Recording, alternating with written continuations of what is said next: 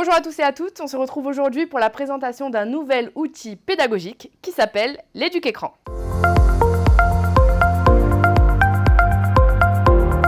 L'Éduc-Écran est un outil ludique et pédagogique à destination des professionnels et des bénévoles chargés d'animation collective dans le domaine de l'éducation à la parentalité.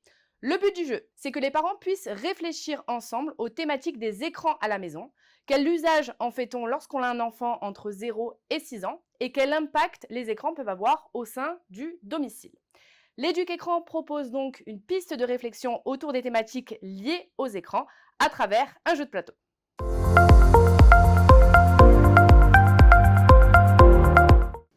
Le jeu de plateau se compose donc de 8 thématiques. Nous allons avoir la thématique des usages, de l'autorité, la thématique de la santé, une thématique pêle-mêle, une thématique sur les rythmes, une thématique sur les apprentissages, sur l'autonomie et sur les relations.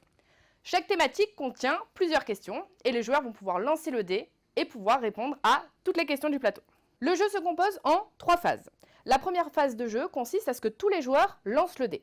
Le joueur qui a le plus gros chiffre sur le dé commence et il choisit une thématique sur le plateau parmi les 8 qu'on vient d'énoncer. Ensuite, il dispose un jeton pour dire qu'il se positionne ici et le maître du jeu lui lit une des questions en fonction de la thématique suivie. Au fur et à mesure, tous les participants vont jouer et la partie sera terminée lorsque l'ensemble des pions seront sur le plateau, c'est-à-dire 24. À la suite, le maître du jeu clôturera cette première partie en faisant un petit tour de table pour savoir si les participants ont des questions ou des interrogations suite à cette première partie. Pour cette deuxième phase de jeu, elle se déroule de la même façon que la première. Les participants vont devoir lancer le dé et tomber sur une des 8 thématiques du plateau, sauf que, concernant les questions pour cette deuxième phase, elles se situent au dos de l'étape 1, c'est-à-dire que nous avons de nouvelles questions qui se situent au dos des cartes. Sauf que les participants vont être munis aussi de cartes opinions. Ils vont pouvoir donc donner leur avis.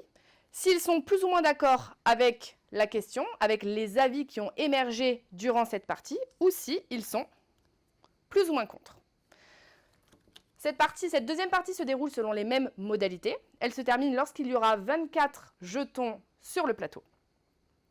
Concernant la fin de cette partie, le maître du jeu va refaire un petit tour de table pour savoir si cette deuxième partie s'est bien déroulée, s'il y a des questions qui ont émergé, mais aussi, il va pouvoir distribuer cette feuille à l'ensemble des participants où il y a écrit « Nos pistes pour faire autrement ».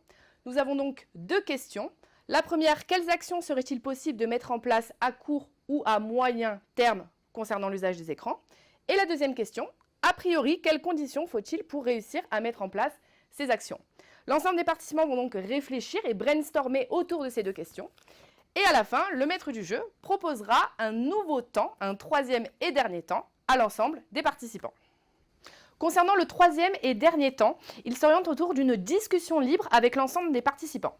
Le maître du jeu va distribuer à l'ensemble des participants une feuille avec les retours d'expérience et différentes questions. L'ensemble des participants vont pouvoir réfléchir et brainstormer aux dernières actions qui ont été mises en place au sein du foyer, quels impacts observés pour votre enfant, mais aussi pour vous-même, et plus généralement, quelles conditions fallait-il réunir pour mener à bien ces actions. Nous faisons donc une synthèse générale des 3 différents temps qu'il y a eu au sein de ce jeu pour permettre aux participants de réfléchir et de penser à de nouvelles pistes d'action au sein du foyer. L'Éduc-Écran est un support ludique de médiation qui favorise l'émergence de propositions éducatives adaptées à chacun, tout en interpellant les parents sur leurs expériences passées et à venir. Vous pouvez retrouver cet outil pédagogique dans notre centre documentaire au CODES 83. Vous pouvez aussi prendre rendez-vous avec nos conseillères du centre documentaire sur notre site internet dans l'onglet Ressources. Au revoir et bonne journée à vous.